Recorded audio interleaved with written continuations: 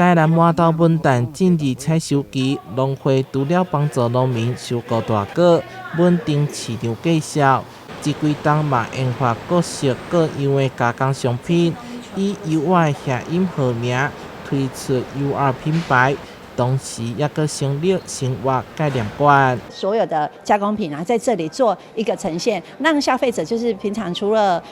中秋节时候我们吃文旦，然后平常一年四季都可以这里喝咖啡，然后喝柚茶。来到馆内会当享受文旦用的生活，让人专心的好感体验。佮结合文旦加工厂自动化分级包装处理场。幼儿园将变成类观光工厂，让游客深度了解文旦的价值。真正是这种加工了后的附加价值